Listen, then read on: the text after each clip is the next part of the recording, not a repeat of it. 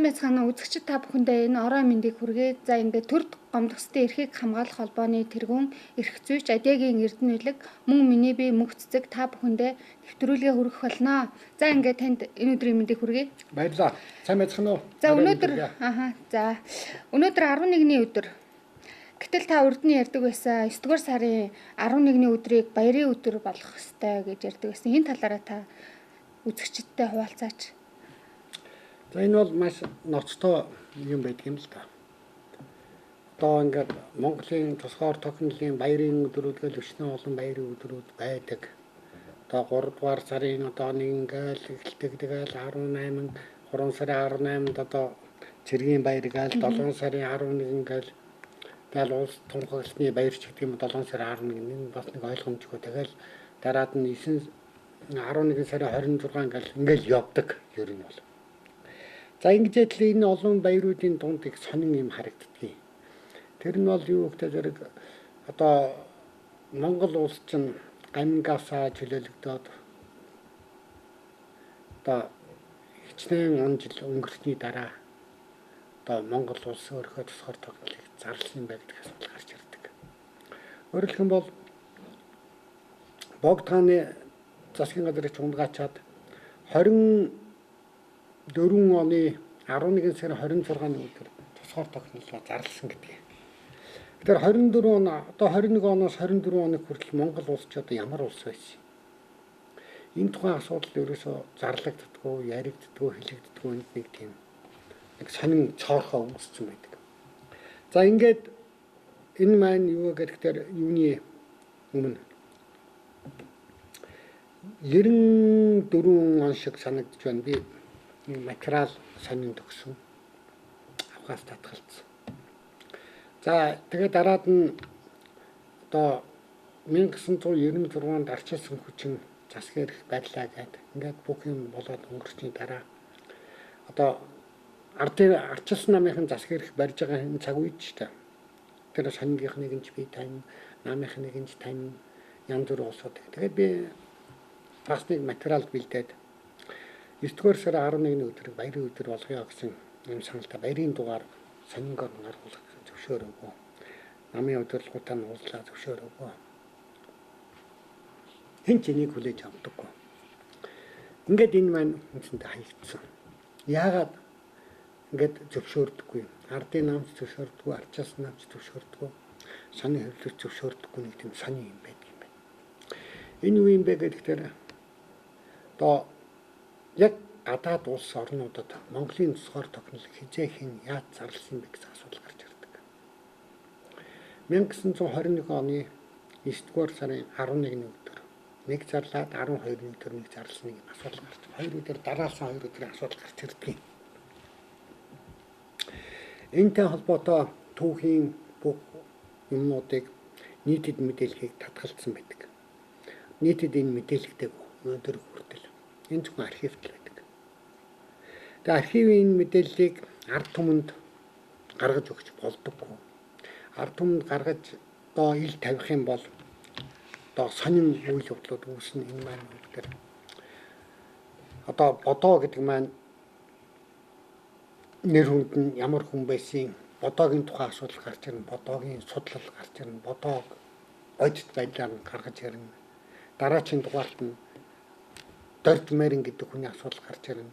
Дорж Мэрин бодоо хоёр хүний асуудал гараад ирэнгүүт нөгөө 3 сарын 18 гэдэг маань өөрөө онигооны баяр болоод ирнэ. Нөгөө цэргийн баяр чинь улс тунхагласны баярын өдрүүд маань өөрчлөгдөнө. Сүхбаатар бодоогийн хүмүүсийн харьцуулалт өөрчлөгдөнө. Их сонин. Өөрөөр хэлэх юм бол түүх бүхэлдээ өөрчлөгдөх учраас энэ 9 дугаар сарын 11, 9 дугаар сарын 12 асуудлуудыг ард түмэнд мэдээлж болдгоо юм байна. Төрөлжлийн газарч болдгоо юм байна, сонин хөвлүүдч болдгоо юм байна. Нийгмийн уур амьсгалыг өөрчлөн гэдэг утгаар. Тэгээ би нэг жоохон бүрхэгдүү ярьсан шиг байна. Одоо би шууд тодруулаад хэлье. Өнөөдөр бол би юу гэдэг зэрэг тодорхой хэмжээгээр би өнөөдрийг баярын өдрийг тооцоод би баярын байдлаар хурцлаа гэж ойлгож байна. За энэ ямар учиртай юм бэ? Энэ их сонир юм байдаг. Америкийн нэгдсэн улсын одоо Бээжинд байдаг Монголыг хариуцсан консул Собокин гэж хүн байдаг юм. Тэр хүн 1921 оны 8 дугаар сарын сүүлээр одоо хүрээнд ирсэн байдаг. Ирээд тэгээд янз бүрийн байдлаар зуушлал, мошлол, бос туусуудаа ингээд юу асуур богдтой уулздаг. Богдтой уулзаад 8 сарын 29-ний өдөр богдын тамгатаа зуушлах эрхийн бичиг олж авсан байдаг. Энэ зуушлах эрхийн бичиг гэдэг маань юу гэвэл Монгол улсын тусгаар тогтнолыг дэлхийн нийтэд хүлээн зөвшөөрүүлэхэд Америкийн нэгдсэн улсыг зуушигчаар сонгосон байдаг. Америкийн нэгдсэн улс маань Монголын тусгаар тогтнолыг тунхаглан зарлах зуушлагч юм байна.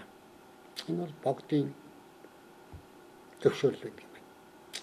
За ингээд нөгөө Собокин чинь богд бол эрх мэдлгүй гэдэг утгаараа жинхэнэ одоо тусгаар тогтнолыг зарлах эрх бүхий субъект бол ардын намын ерөнхий сайдаас зөвшөөрлөг авахыг хүсдэг, уулзахыг хүсдэг, саналаа өгдөг. Ингээд 1921 оны 9-р сарын 6-ны өдөр Америкийн консул Собокин Монгол улсын одоо ерөнхий сайд орлогмол хэмжээ заалттай Монгол улсын ерөнхий сайд. Үгдвэл хэмжээ заалт богд хаант Монгол улс гэдэг шүү дээ. Ерөнхий сайд бодоо Собокинтай уулзалдаад тэгээд хоёр тал асуудлуудаа ярьсан, Собокин саналаа тавьсан, тэгээд эргэж уулзахаар болдог. Тэгээд эргэж уулзах болцсон өдөр нь бол 9-р сарын 11-ний өдөр байдаг. Тэгээд 9-р сарын 11-ний өдөр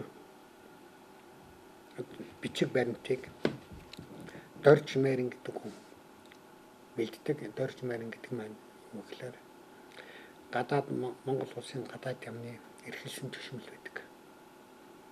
Тэгэхээр энэ Дорж Мэрингийн бэлдсэн юм ямар материал бэлддэг юм бэ? Нот бичиг бэлдсэн байдаг. Америкийн нэгдсэн улсын засгийн газарт нот бичиг болдог. Энэ юу гэхээр Монголын тусгаар тогтнолыг хүлээн зөвшөөрүүлэх тухай нот бичиг. Энийг 1921 оны 9-р сарын 11-ний өдөр Америкийн консул Собокинд Монгол улсын ерөнхий сайд бодоо гартуулжээ. За энэ өдөр бол баярт өдөр мөн үү шүү. Энэ бол баярт өдөр. Яг бол энэ маань хүмүүсийн хувьд бол энэ чочор.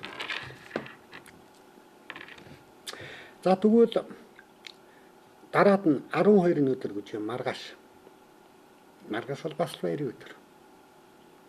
Яагаад 1921 оны 9-р сарын 12-ны өдөр дэлхийн улс орнуудад Монголын тусгаар тогтнолыг зарлан тунхагласан байдаг. Улс орнууд руу бичиг болсон байдаг. Мэдээлсэн байдаг. Зарласан байдаг. Тэгэхээр энэ маань бас л сонирхолтой асуудал байдаг. Баримтууд хаана байдгийг дээр архивт байдаг. Архивт нь үнцгийгтэр байдаггүй. Би мэдэхгүй байна. Одоо түүхч нар яг энэний талаар мэдээлэл хийж ирсэн.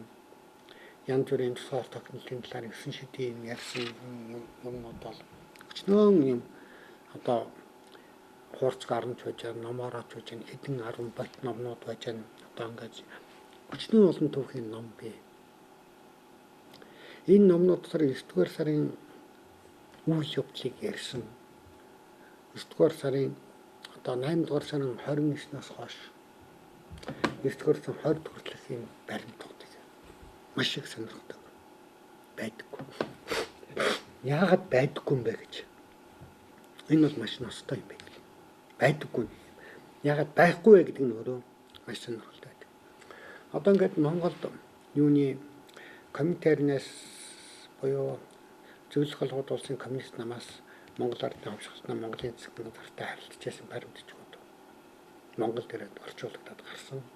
Тэр материалуудыг би үзэж байгаа юм. Тэр материал дотор одоо 9-р сарын эхнээс 9-р сарын 20 хүртэлх энэ цаг хугацаа хоос гэдэг. За тэгвэл энэ хоосон байдаг цаг хугацаатай холбогдуулаад Монголын түүх юугаар өөрчлөгдөх гээд байгаа юм байна гэж. Энд тэгтээ зэрэг нот бичиг болоод тусгаар тогтнолын тунхаг хоёрыг одоо бичсэн хүн нь Дорж Марин гэж хүн байдаг. Энийг Америкийн консулд гардуулсан бодоо гэж хүн байдаг. Тэгвэл бодоо гэж ямар хүн юм бэ? Дорж Марин гэж ямар хүн юм бэ гэсэн асуудал гарч ирж байна. Гэтэл Дорж Марин гэдэг хүн бол говийн хүн. Энэ хүн маань одоо сэтгэгч, зохиолч, одоо бас л түүхч, ер нь бол юм оролцдог. 1915 онд Богд хаанд нэг бичиг өргөсөн байдаг. Монголыг 7 өртөөтэй одоо төмөр зам байгуулах ийм төсөл хүртэл өргөн барьж байсан. Энэ асуудлаар Богд хаан тусгайлан Дорж Маринтай уулзалтж энэ асуудлыг эрэх тухай асуудал ярьж байсан байдаг. Тэгээд Дорж Марин одоо говьд цэрэг цуглуулсан. Энд мэдээллийг сонин мэдээлэлүүдийн 150 гаруй цэрэгтэй гэдгийг 50 гаруй цэрэгтэй гэдгийг 100 гаруй цэрэгтэй гэдгийг асар олон цэрэгтэй гэж хэлдэг. Байнгын цэргийг 19-20 онд Дорж Марин цуглуулсан гамтай тулдж ирсэн байдаг. Гамтай тулдах гэдэг маань юу вэ? Тэднэр маань өөрөлдөх юм бол одоо ганигийн цэрэг одоо нэг хэдэн 100 цэргийг бол очиод нухчдаг. 10-20 цэргийг бол мэдээж судал тодорхой. Өөрөлдөх нь бол гамин цэргийг Монголд орж ирж байгаа цэргийн жижиг анги салбаруудыг бол устгадаг байсан байна. Тэгтээ зэрэг энэ Монголд орж ирж байгаа цэргийн жижиг анги салбаруудыг устгадаг байсан байнгын ийм цэрэгтэй байсан тухайн асуудал одоо батлан хамгаалах яам одоо ардын армийн нөхөд нэгч удаа нэгч одоо материал бичээгүй тунхаглаагүй үзэгдээгүй ийм сонин юм байдаг. Ардын арим гэж юу юм бэ? Нөгөө 3 сарын 11-ний 18-ны өдөр нөгөө хягт руу ягтал цэрэг үүссэн гэж яриад байдаг юм биш үү? Энэ Монголын тэр байнгын арим буюу тэр маань цэрэг зэвсэг бүх юмтайгаа бүрэн одоо хангагдсан тийм улсуудтай Дорж Марин байсан байдаг. Дорж Марин бодоо нар маань хамт одоо сонин дээр нийтлэл бичдэг тиймэрхүү улсууд байсан. Энэ хоёрын өндөр улсууд. Одоо хүчин чадалтай улсууд байсан. Одоо бодоо гэдэг чинь бодоо чинь Монгол, Хятад, Төвд, Орос одоо тэр үтгэл одоо Англи хүртэл тодорхой хэмжээр гадаргадаг яруу найрагч орчуулагч тийм мундаг хүн байсан байдаг. Бодоо бол. Дорж Марин бол бас адилхан мундаг хүн байсан байдаг. Тэгээд зэрэг эднэрийн дараачийн үеийн хийжсэн хүмүүс мэддэг. Жишээлх юм бол одоо Дорж Марингийн шав гэж хэлдэг. Нөгөө хүмүүс олноо алдарсан буурал самбуу гэж байдаг. Буурал самбуу гэдэг маань одоо ардын хурлын тэргүүлэгчийн дарга байж байгаад нэг 70-аад оны үед насварлаа. Тэр хүний бичсэн гээд малчтад өгөх зөвлөгөө гэдэг ном байдаг. Тэр номыг бол Дорж Марин бичсэн байдаг. Хажмын өдөр. Тэгээд Дорж Марин маань одоо юунд ингэсэн байдгийг ажил төрлийн тухай асуудал, ардын засагт ажиллаж байсан тухай асуудал дээр бол бодоо ерөнхий сайд болонгуудаа Дорж Марин дууддаг. Тэгээд Дорж Марин бол өөрийнхөө цэргийг тараасан. Одоо байнгын цэрэгтэй байсан, байнгын цэргээ тараасан өөрөө хүрээнд дээрээ тэр байнгын цэргийн ардын ард болсон. Цэрэгтэй суулсууд. Тэгэд өөрөө ирээд засгийн газрын одоо гадаад ямд ажилд орсон. Энд хэлсэн төвшин болсон. Тэгээд гадаадтай харьцах баримтчгийг бол Дорж Марин бэлтгэдэг байсан. За ингээд одоо 9-р сарын тэр 11-ний тунхаг 12-ны одоо тасгар тохиолын онд зарлан тунгалсан асуудалтай холбогдуулаад нөгөө комментээр нь бодоогийн хоорондох зөрчил үүсдэг. Ягаад бодоо комментээр нь хоёр муудсан бэ гэдэг засгийн газартаа ягаад хин бодоо тарахаа болсон бэ гэдэг талаарх баримтууд байдаггүй. Тэр баримтуудаар юу гэдэг юм бэ? Сүхбаатарын түүхийн зарим нэгнүүдээр байдгийн Сүхбаатарын бичсэн юм дээр бодоогоор бид нэр тутахгүй бодоогоор бид нэр боолоо халаа гэсэн утгатай байж байдаг. Тэгэл комментарийн нөхдүүд бол тавьсан шаардлага бол хамгийн энгийн шаардлага байдаг. Комитер нь бол Монголын тусгаар тохиолдлыг хүлээн зөвшөөрөхгүй гэсэн байдаг. Болцол нь бодоог ерөнхий сайд байхад хүлээн зөвшөөрөхгүй гэсэн асуудал байдаг. Ийм учраас бодоо Монголын тусгаар тохиолдлыг комитернээр хүлээн зөвшөөрлөхийн тулд өөрөө ажлаа өгөөд өдөө мал дээр гарсан байдаг. Ийм асуудал гарч ирдэг. Тэгвэл мал дээр гарсан бодоог дараад нь дуудаж авчирч ирээд цаазаар авчдаг шүү дээ. Тэгээ энэ асуудал дээр Сүхбаатар оролцдог юм. Дуудаж авчир. Ягаад гэвэл Сүхбаатар тэр сайн ойлгоогүй асуудлыг. Тэгээ энэ дээр Сүхбаатарын гар хөлийн өсгтөө зарим нэг асуудлууд ордог. Тэгээд бодоо нас ордог. Бодоог цаазаар авдаг. Цаазаар авсны дараа Сүхбаатар маань ажлаа хийгээгүй аригчин болсон.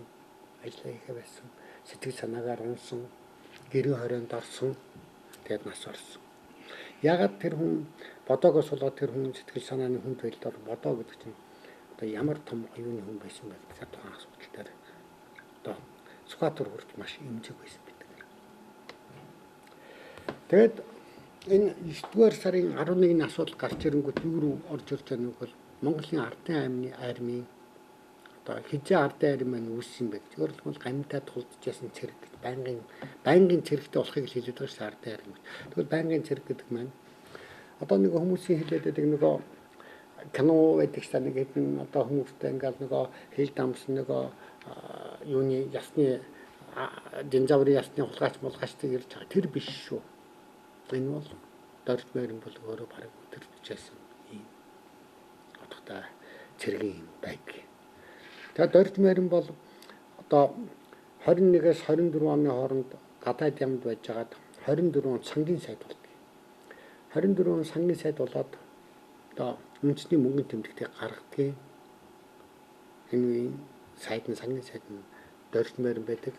Тэгээд дорж морин сангийн сайд байхдаа бас нэг эргэлзээтэй нэг юм байдаг. Тэр эргэлзээтэй нэг юм нь бол архив материалууд байдаггүй тухай асуул яригддаг. Тийм боловч энд бол Америкаас одоо тэр үе төмөр замын мэрэгчлэнгүүд Америкт байдаг. Америкаас мэрэгчлэнгүүд Монголд авчираад Монголд нөгөө юу яах шийдлгээ хийлгэжсэн байдаг. Төмөр зам тавих боломжийн судалгаа хийлгэжсэн ийм асуудал гарч ирдэг.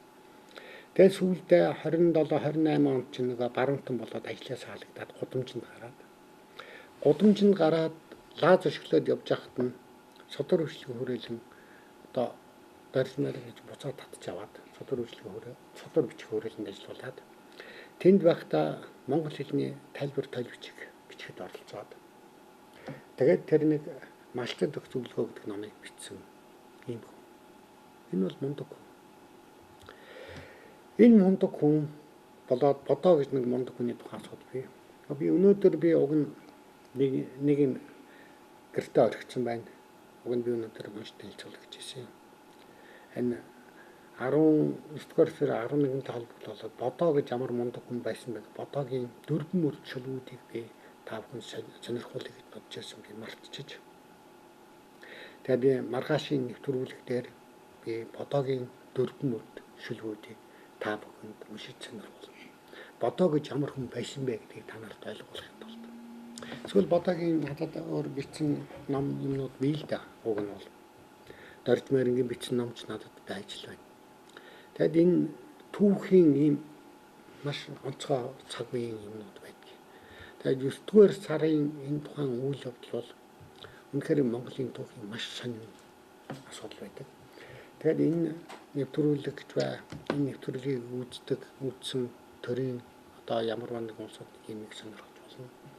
Энэ бол Америкт сууж байгаа Монголын элчин сайд Монголын одоо Монголоос Америкийн засгийн газар төгсөн нот бичгийг Америкийн архиваас хуулбарлан авч Монголд ирүүлэх асуудал дээр одоо зохих хэмжээний ажил явуулах хэрэгтэй байх гэж бодож байна.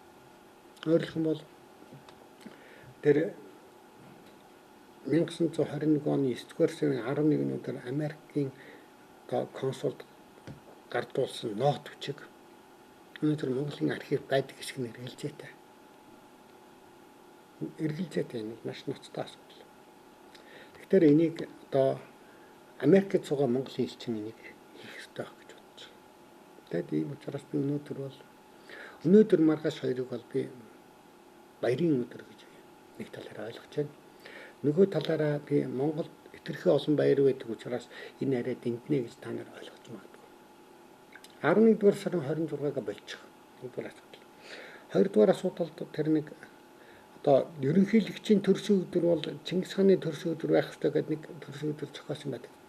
Дараад нь одоо Чингис хааны төрсөн өдөр бол ерөнхийлөгчийн хэн нэгэн одоо хүний төрсөн өдөртөө давхцах ёстой гэсэн нэг юм гаргаад ирсэн нэг тийм сонин юм байдаг шүү дээ бас. Тэгээ Монгол бол ингээл хэн нэгний төрсөн өдрийг ингээл энэ төр өдрөөгөө зохиогоол хурлаар одоо тогтоолно одоо зарлиг гараад ч юм уу одоо юугаар нь ч юм ерөнхийлөгчийн зарлиг энэ бол өөрөө утгагүй юм шүү дээ. Байх ёстой байгаагаар л байх ёстой. Хэрвээ тухайн хүний төрсөн өдөр бус тэмийг одоо олж чадахгүй бол тухайн улирлт төрсөн гэж тооцвол улирлын эхний өдөр төрсөн өдрийн зохиож яхад болохгүй гэж. За үзэгчдэд хэрэгтэй мэдээлэл өгсөн танд баярлалаа. За ингээд үзэгчээ авъя. За энэ үзэгч маань тасарчих шиг боллоо. За нэгэн тусгаар тогтнол ярьсных би улс төрийн нэг асуулт асууж байна л да тий. Ерөнхийлөгч офшорчдод 49 хоног өгсөн байгаа тий. Тэгээ энэ хоног нь одоо ер нь бол дуусчих шиг байна. Тэгээ энэ талаар та хуульч хүнийхээ хувьд юу гэж хэлмээр байна? Энэ талаар танаас асуумаар байна л да. Би нэг өчигдөр бодож байсан юм аа. Юу бол хоногны өнөдөр дуусч байгаа шиг санагдаж байна. Миний бодож яснаар. Гэтэ энд бол хүнийг одоо ерөнхийлөгч тэгэх ёстой, ингэх ёстой, та тэгэх ёстой, ингэх ёстой гэсэн асуудлаар чиглэх асуудал биш. Тэгвэл офшорчд гэж юу юм бэ гэдгийг одоо бид нэр өөрсдөө бодъё. Тодорхойлъё. Амархан шүү дээ. Одоо өөрөөр хэлэх юм бол одоо татвараас нуун дарагдуулсан барьсан гэж байж байдаг. Ер нь одоо дэлхийн бараг бүх улс орнуудад гадаадын хэнэгэн этгээд одоо мөнгө байршуулсан энэ асуудалд хинч анхаарал тавьдаггүй. Тэр хаанаас орж ирсэн татвар нуусна уугүй гэдгээр юм шиг хөрөнгө оруулалт маягаар тухайн оронд валют нэмэгдүүлж байгаа гэдэг үнээр ханддаг. Тэр офшор бүсгэс нэг юм ойлголт бий. Офшор бүсгэсэн ойлголт бол Монголд бол үл хамаарна. Энийг хүмүүс ойлгоорой. Монголын хувьд офшор бүс гэж юу юм бэ? Монголын хувьд офшор бүс гэдэг нь Монголоос бусад орнд байж байгаа бүх дансыг офшор бүс гэж Монголын хувьд тооцно. Тооцох ёстой. Яагаад вэ гэхээр тэр Европын орнууд чинь зөвхөн Европын орнууд чинь нэг л улс болсон шүү дээ. Тэгээ тэр нэг улсаас чинь гадна гаргасныг л тэгж хэлээд байдаг. Тэгвэл Монголын хувьд офшор бүс гэж юу юм бэ гэхээр Монголын хувьд офшор бүс гэж юуны төрөнд Орос, Хятад, Солонгос одоо Япон, Швейцар, Англи, Америк энэ улсууд маань офшор бүст орно Монголын хувьд. Тэр Монгол өөрийнхөө хувьд офшор бүс гэж юм бэ гэдгийг өөрөө тодорхойлох хэрэгтэй. Тэгэд юу гэхээр тэр нөгөө бусад улс орнуудад энэ офшор гэж зарлагдсан энэ бүсүүдэд одоо мөнгө хадгалах гэж яриад байгаа. Жинхэнэ офшор бүс чинь өөрөө Швейцар улс байсан юм. Жинхэнэ Швейцар маань жинхэнэ офшор болчиход Швейцарын өөрийн оршин тогтнох үндэс нь юу гэхээр тэр нөгөө янз бүрийн байдлаар хууль босч бай, хуулийн дагуу ч баахан мөнгийг хадгалдаг энийг бол одоо бүр улсын эрх ашигын үүднээс хамгаалдаг байсан. Бүр одоо Германад хүртэл еврей нарын хөрөнгийг тэндээс харгуулах гэж чадаагүй байж байгаа. Одоо нацист Герман үед гэдэг маань 2 дугаар тань үед. Ингээд үчил Америк бол дэлхийн цагдаа гэдэг маань өөрөлдөх бол Америкч нөгөө дэлхийн банк, Азийн хөгжлийн банк одоо валютын сангуурыг барьдаг дэлхийн цагдаа яасан бэ гэхээр Швейцарыг жижигрүүлсэн. Тэгэд 9-р сарын 11-ний үйл явдлын одоо мөнгөний асуудлаас болоод одоо Швейцарыг гарын өргүүлээд Швейцар маань одоо нөгөө хоёр өндөрийг дэлбэлсэн 9-р сарын 11-наас хойш нөгөө офшор бүсээс нь Швейцар өөрөө гарцсан. Швейцарч офшор бүс байсан. Тэгвэл Швейцар гэдэг офшор бүсэнд хамгийн инээдэмт юм бэ. 1999 оны байдлаар Монголын 150 иргэн данстай байсан. Монголын 150 хэрэг. Би тэр улсуудыг зарим нэг хэсгийг нь би нэр усаар нь хэлж чадна. Тэр улсууд маань Швейцар руу мөнгө гуйвуулах гэж Бээжингээс тийшээ шилжүүлдэг байсан. Гэтэ тэр офшор гэж юу юм бэ гэдэг асуудал дээр эргүүлээд одоо хууль тогтоогч бай офшор эсрэг тэмцэж байгаа улсууд ч бүгд одоо бүрэн мэдрэх ёстой нэг юм бэ. Монголоос бусад газарт байрлагдсан бүх мөнгийг офшорт тооцох ёстой. Ийм юм байна. Тийм учраас одоо шилэх бол Оросд 5 хүн мэдгүй баг. Монгол 5 хүн байдаг шүү дээ. Оросд байдаг. Монгол 5. Тэр Монгол 5 гэдэг маань том тэн дотроо янз бүрийн байшин барилга цэцэрлэгтэй хөшөөтэй. Тийм Монгол 5 Оросд байна. Нэг та нар мэдгүй байгаа. Америкч байна уу, юуч байна. Шинэ юм би монголчуудын тэр эзэмшлүүд бол бүх улс орнуудад бий. Тэгээд тэр офшор бус байж байгаа хөрөнгүүдийг яах юм? Өөрөлдөх бол Оросд байж байгаа Монголын хүчнээ холоо хөрөнгүүд. Тэр бүхэл хотхон биш таа. Оросд байж байгаа тэр хотхоныг яах юм манайхаа? Энийг офшор биш гэж хэлэх юм уу? Юу гэж хэлэх юм? Тэнд байж байгаа тэр хөрөнгө чинь Монголын эргэтгэл хөрөнгө гэж байдаг. Иймэрхүү юм зөндөө олон бий. Ер нь. Гэтэ зэрэг офшор гэдэг нь ойлгох хэрэгтэй. Өөрөлдөхөд Монголоос бусад улс орнуудад байрлуулсан бүх хөрөнгийг офшор гэж тооцох хэрэгтэй. Ийм юм. За тэгвэл офшор бүсээс офшор мөнгө одоо офшор татна гэдэг ба шүү дээ. Мөнгө татна гэдэг ба шүү дээ. За үзэгч авч. За та холбогдсон байна. Сайн байна. За сайн байна уу? Та асуултаа. За баярлалаа. Энэ одоо нэг Чингис хааны өргөлөх гэдэг байгаа шүү дээ. Гарах энэ анхаарат. За тий. Одоо энэ мөнгө чинь нэг л одоо энэ ард түмний татварын мөнгө гэдэг энэ офшорчтэй мөнгө одоо энэ офшор таажийн хүмүүс их мөнгө байгаа шүү дээ. Тий. Энд төр зээл аваад тэр мөнгөс авч ирсэн офшор тааж хийсэн. Тий. Эдгээр төлөж болдгоо юм байна ч. Энд чинь 2-3 хүний мөнгө ороод ирэхлээр өсөд энэ Чингис хааны $500 сая юу вэ? Төлчих юм. Тэр бүгдийг бүгд улс орн чинь бүр Баярлалаа. Би яг тантай адилхан бэ. За би энд одоо би ярь нэг тайлбар хэлээд хөө. За өөр бол хамаагүй. Энэ мөнгийг авсан улсууд нь тэр авсан мөнгийг заримыг нь авч гадаг шиг авч хийсэн юмнууд бий. Тэгэд энэ мөнгийг одоо төлөх ёстой гэж яаж төлөх юм бэ гэж. Яаж төлөх юм бэ гэдэг юм байхгүй шүү дээ. Одоо ингээд ерөнхийлөгчийн сонгуул болох юм нь одоо ерөнхийлөгчийн хамгийн газрын дарга байсан Цандаа хүүгийн бол Мөнхбат гэдэг хүнтэй холбоотой маш ностой баримт биелгэж гаргасан. Тэр нь юу вэ гэхээр зэрэг Монгол зах зээлийн үнээс хэд дахин хямдхан үнээр нүүрсээ борлуулдаг юм байна. Энэ зүрх мөнгө нь одоо Мөнхбат авдаг юм уу, хэн ч авдаг юм бөө мэд одоо Мөнхбат гэрээг нь хийчихдэг юм байна. Тэгээд дундын зоочлагч компани орчдөг юм байна гэж. Тэгвэл Монгол нүүрсээ зах зээлийн үнээр нь зарчих юм бол зүгээр энэ өөр бол юу ч биш. Зүгээр байлмаа хийчих. Хоёрдугаар асуудал би одоо яг энэ юутай саяны өр төлөх тухайн асуудал дээр бол би Халтмаагийн Батуулга гэдэг ерөнхийлөгч байгаа энэ хүн би баяр хүргэе да. Яагаад гэсэн чинь Монголын нүүрсийг дэлхийн зах зээл дээр гаргах эхний алхмыг хийлээ гэж. Энэ бол юу вэ? Их олон мянган километр тойрон барин нэгс нэг юм яриад эдийн засгийн үр ашиг. Эдийн засгийн үр биш шүү дээ. Хэдэн төгрөгөөр худалдаж, хэдэн доллараар худалдаж जैन замын зардал нь хэд байна? Тэгээд тэр маань ойрхон замд хужаад Хятадд бид нэр худалдаж байна. Хятадд худалдсан 1 тонн нүүрсийг жишээлх юм бол одоо Америкт ч юм уу одоо хааны одоо Швейцар хаашаа худалдаж болно шүү дээ. Владивосток пост юмнаас тэндээс. Тэр зэгээс цаашаа худалдахад тийм үү. Энэ тээврийн зардалд хэдэн төгрөг оногдож байна. Тэр цаашаа зарахтаа нэг 100 хэдэн доллараар дарж байгаа. Манай энд нэг 60 70 доллараар дарж байгаа энэ хоёрын хоорондын зөрүүн тээврийн зардлаа даагаад цаана нь ашигтай байгаа бол энэ хэн бол үнэхээр Батуулга бол Монголыг дэлхийн зах зээлд гаргах алхмыг хийлээ гэж би хэлнэ. За Хятадд дамжих тухайн асуудал бүгд өөрөө хаалттай байсан. Энийг бол бүгд мэднэ. Яагаад гэвэл Хятад маань маш хямдхан үнээр авах сонирхолтой байсан учраас Монгол Хятадын зах одоо тэнцэнээр дамжаад манайх нүүрсээ дэлхийн зах зээл дээр гаргана гэж байх ба. Би өстө соловч өгөндөө энэ бол байхгүй шүү дээ. Энийг зөвшөөрөхгүй Хятад улс. Хятад бол том улс. Хятадтай муудж болохгүй. Гэтэ сая Оростой хийсэн тэр гэрээ хэлцэл бол үнэхээр энэ нэг энэ 76 мудакаас бол ард түмний төлөө гэсэн ганц толгой илүү ажилтг юм байна л гэдэг харагдаж байна. Тэгээд гэрээ хийсэн чинь тэрнийхэн дараад нь тээврийн зардал мардал амар өндөр. Тээврийн зардал юу юм бэ? Short term. Тэр юу юм бэ гэдэг тэр үнэн дүнгийн хэдний худалдан борлуулж байгаа оролцмол тухайн одоо барааны хэдэн хувьд тээврийн зардал нь ороод байгаа.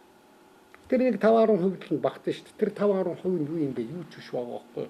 Тэр борлуулах цаатлын үнээс өөрөлдөн дэлхийн зах зээл дээр манайх яагаад Хонконгийн тийм үү бирж дээр нүүрсээ гаргаж болдгүй. Яагаад Лондонгийн бирж дээр бид нүүрсээ гаргаж болдгүй.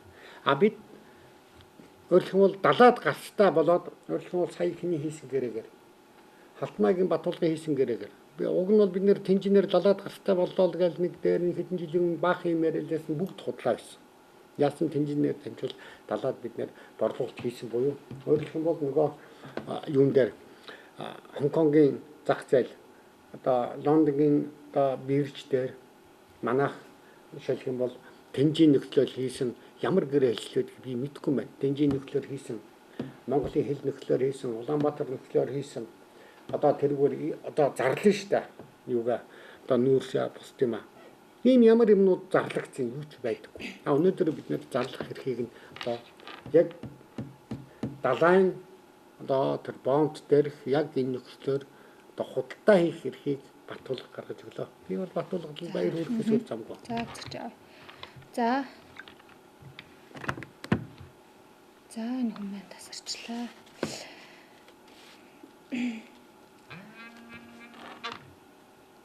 За. За та холбогдсон байна. За та холбогдсон байна шүү. Асуултаа асуугаарай. За уушлаараа та телевизийнхээ дууг нэлээд багасгаж байгаа утсаараа зөвхөн бидэнтэй харьцаарай. За энэ зөвч маань телевизтэй хит ойртоо суудсан юм шиг байна. За энд. За. За та холбогдсон байна. За та асуултаа асуугаарай. Уушлаараа та телевизийнхээ дууг нэлээд багасгаа зөвхөн утсаараа бидэнтэй харьцаарай. За. Хоёр санд асууя гэж бодсон аа. За. Тэрээр холбогдчихлоо. За та утасныхаа телевизийнхээ дууг нэлээд багасгаарай. За. Сүүлийн үед чи одоо энэ засгийн газрууд чинь дандаа шунлын засгийн газар байгуулагдаад болох юм шүү дээ. Улааш нарын засгийн газар. Ямар ч бүх сайдууд нь ус овдынх нь нутгаарчдаг. А нөгөөдөл нь ахтуу найз өгтөөгөө. Энэ хулгайчийн засгийн газар байгуулагдсан. Яам тамгийн газар байгуулагдчихсан. За тэгээ хулгайчийг зайлуулаад сая зүйл боллоо шүү дээ. Салдаш зөвшл би баярлалаа гэж хэлсэн би илээр яг энэ телевизээр огцорхыг үзэл би алгадсаа суужсэн. Дээрээс нь засгийн газар чинь амжилттай тэмцэх газар гэж нэг хортой үр тавьчихсан. Хажуудалд нь мөрөшний хэлтгэн хортой үр тавьчихсан. Тэг хоёр салаа өрн дээшээ явсаар байгаа. Шунал гээд мод ургаад авилгал хийж мод ургаад дээр шунал гэсэн толгойд болчихсон. Яг зөв. Энийг л одоо ер нь бас сэгсчих цаг болцоо. Бүгдээр ингэ зайлуулж явуулсан.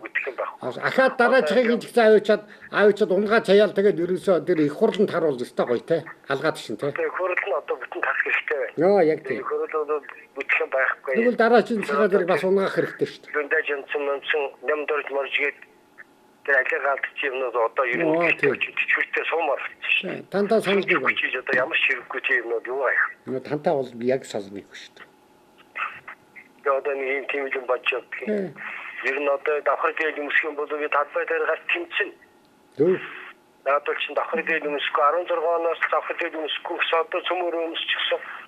Бүр давхар өмсөж яваад байх юм шүү. Бүр 3-4 давхараар өмсөн. Нөгөөдөл чи ингэж бас болоогүй та өшөө мэдэхгүй байна. Нөгөө сайд гэдэг жан заа их хурлын гишүүн сайд гэдэг. Тэгээ баахан олон холбооны юм төрийн бас байгууллагын баахан тэргүүн гэж явдаг юм бас. Наадвал чинь авгаа хөхтүүд нөхрөөдөө бүгдийн төрийн бас байгууллагын тэргүүн. Тийм шүү дээ. 10 давхар дээлтэй болчихсон тийм. Үйлдвэр чинь энэ ажил болгочдын эзний холбоо гэдэг. Дандаа холгооч нэгдээ ахтуу нөгөө зэрлэг сангийн шигтэй. Төрийн бас байгууллагаас нь бүтэн дуусгах хэрэгтэй болчихсон юм байна. Ууланд ургадаг зэрлэг ууланд ургадаг нөгөө зэрлэг сангийн шигтэй арилгаалаа нөгөө хашин нөгөө дээл нь дуустгүй те. Яа дуусах юм. Nee, зэрлэг сонин шиг л болсон байхгүй. Тий. Да. Ястогой. За тийм байна. Маш уран үгээр маш үнэн хэлж шиг боллоо. За. Нөө энэ ч. За. За та холбогдсон байна. За уучлаарай та телевизийнхаа дууг нэлээд багсгаа зөвхөн утсаараа бидэнтэй харьцаарай. За одоо олж байна. Яа та байл. Тэндээс асуулт байхгүй юм.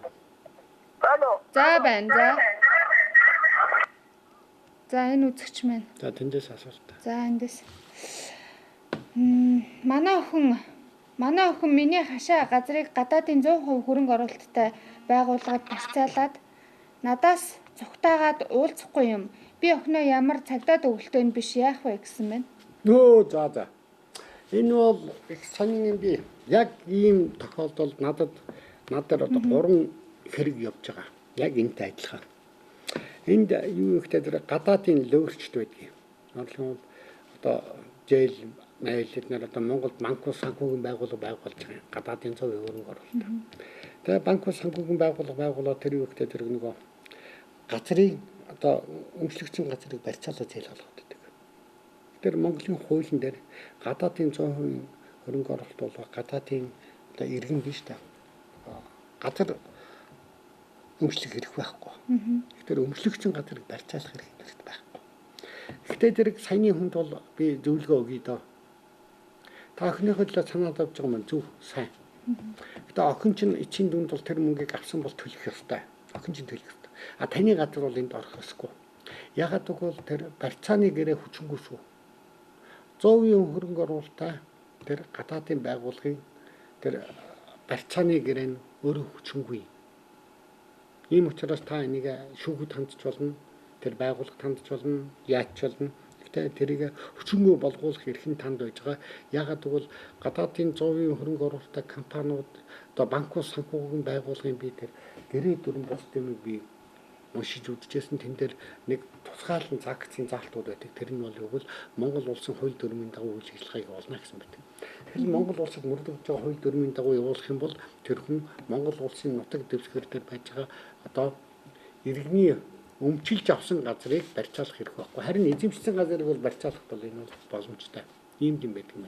Тэр хувьд өмчилсэн газрыг барьцаалах эрхгүй байдаг бол тэр өмчилсэн газрыг барьцаалсан бол тэр барьцаанууд нь өөрөө бүгд хүчингүй нь ягаад гэвэл хуулиараа байна бас гэрээ дүрм дээр нь байж байна.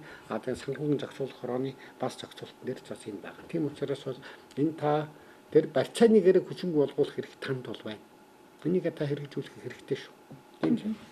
За ингэсэн байна. Манай гэрт 2 хүн өглөө үүрээр дайрч орж ирээд намайг зодсон. Намайг цохиж байсан мод нь хугараад ойч хорон тэр модоор нь өөрсдийг нь цогсны төлөө би шүүхээс шийтгэл авлаа. Энэ Монголын шудраг ёс уу гэсэн асуулт ирсэн байна. За энэ надаар иржсэн асуулт байна. Өөрт нь надаар хүн зөвлөгөө авчихсан асуулт байна. Энд их сонин юм би. Энэ яг энэ хэргийг бол би мэдчихэв. Тэгэхээр ингээд энэ ирж байгаа асуултууд дотор ингээд надаас зөвлөгөө авчихсан улсууд явдаг учраас би энийг мэдчихсэн мэдээ. Энэ бол үг зөв Төв аймагт болсон явдал байдаг. Тэгээ нэг хоёр нөхөр нэг айлын гэрт дайрч ороод ингээд өглөө үүрээр гэж байгаа шүү бүр. Үүрээр хаалгыг нэтэл дайрч ороод ингээл мод чадсан гэсэн үг тийм. Тэгээд нүдэл тэгээд тэр ална гэд орж ирсэн байдаг юм байна. Ална гал нүдж жангад нөгөө мод нь ингээд хуурсан байдаг. Тэгээ нэг хугархаг навал нэг хүн чинь гадаа гараад нөгөөдөө шил цодтол эргүүлээд нөгөө өөрийг нь цогсон модны хугархагаар өөртөө нь цохоод гимтээчих. Нэгийг нь хөнгөн гимтэйг нөгөөд хүнд гимтээч юм уу яаж гимтээч нэг тийм болдгоо. Гэхдээ тэр бол бас эргэлзээтэй. Тэгээд юу ихтэй тэр цагдаа прокурор Төв аймгийн цагдаа прокурор дээр юу вэ ингэж айлын гэр дайрж орох нь зүг байсан гинэ. Айлын гэр дайрж орох эрхтэй гин. Хүнийг зүгээр байж хат ингээ модоор цохох эрхтэй гин. Тэгээд хугарсан өөрийг нь цогсон мод нь хугарчдаар хугарсан модоор эргүүлээд цогсон учраас энэ хүн буруутай энэ маань бусдад хүнд гэмтэл учруулсан буруутай гэж шийтгэдэг юм байна. Төв аймгийн шүүх хүнийг ингээ шийтгэж. Ийм болсон юм байдгийн байна. Өнөөдөр ийм байна. Монгол үнэхээр муухай. Хүнийг ингэж юу яаж яана гэж. Энэ дээр би нэг сонин жишээ дурдъя л да. Нэг одоо 10 гаруй жилийн өмнө шиг санагдаж байна. Нэлээд шууган тарьжсэн, олон улс шууган тарьжсэн нэг маргаан байдгийг. Нэг Япон залуу, нэг Америк айлын нэг өрөөнд амьдардаг юм байна. Тэнд сурдаг, Америкт сурдаг байсан учраас нэг айлын нэг өрөөнд байдаг.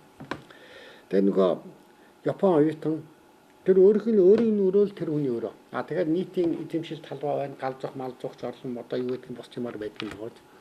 Тэгсэн чинь тэр нөгөө Японы үндэсний нэг баярын өдөр болж л та.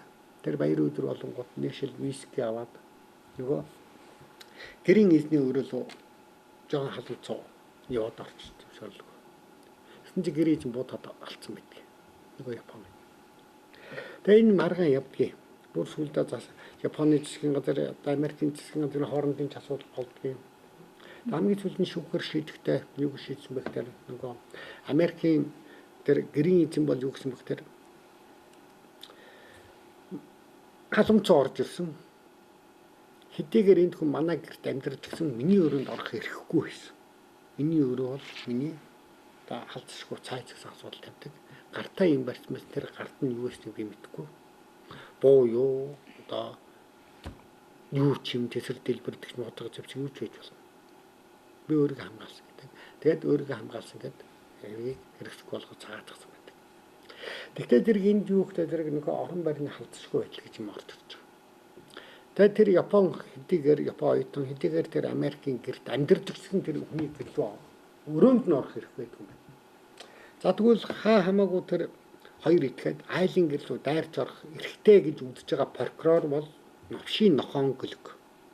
Шүүх бас новш. Новшийн нохон шүүх заяа хогийн шүүх тэр хүнийг борлуулсан. Ягаад гэвэл тэр үйлчлэн хинээс өөрчлөлт эрүүгийн байцааш төхөөлийг буцаад сайн унших юм бол хинээс яаж үйлдэл эхэлсэн бэ гэдэг тухайн асуудал байдаг. Өөрөлдвөл тэр хүмүүс маань айлын гэрт дайрч ороод хүнийг зодоод нүүн өөрийгөө хамгаалах гэж хоёр минутаас нөгөө өөрийн цохоод өөрт нь живсэг үлдчихлээ ш нь уурсан маа. Тэгэл эргүүлээ цохоод энэ нь ямар хамаатай өгсөн ч ямар хамаатай тэр улсууд. Тэгэд энэ дээр юу гэхээр нөгөө бусдыг ална гэж орчоод өөрөө алуулахаа алдсан улсууд байна ш нь. Бусдыг ална гэж дайрч орсон байна. Бүр ална гэж. Ална гэж дайрч ороод өөртөө алуулахаа гарчаад тэгэд яасан гэж Улаанбаатар хотод гомдол гаргасан байдаг. Бүр. Улаанбаатар хотод тэр гомдлыг хүлээж авдаг хийм бэ бас. Тийм. Зөвхөн энд мөнгө л үйлчилсэн. Муусан прокуроруудад муусан цагдаа нарт мөнгө үйлчилсэн. Тэгэд яасан? Нөгөө өөрийгөө хамгаалсан хүнийг шийдэгчлээ шүү дээ. Энэ бол бузрын. Гэхдээ би энэ дөрөв хэлсэн. Та энэ хулгайчингуудыг яагаад цагдаад өгөн бөө гэсэн өмгөөлөгчтэйгээ өнгөнэ. Ийм л юм байна. Ерөөсөө энэ муусан заваан балиар энэ имийг яахын тулд би одоо энэ дээр юу гэж үйлчлэх юм бэ гэвэл ингэж байна. Хэрэг үүсгэх санал оруулсан цагдаа прокурор хоёрыг авилгатай тэмцэх газардаг. Энэ бол мөнгөөр шийдэгдсэн асуудал байна. Яг л арай Харьяаллын бус Улаанбаатар хотод энэ өргөлийг хүлээж авдаг. Хүлээж авсан тэр субъектүүдийг авилгатай тэмцэх газарт өгөх ёстой. Би бол ингэж зөвлөв.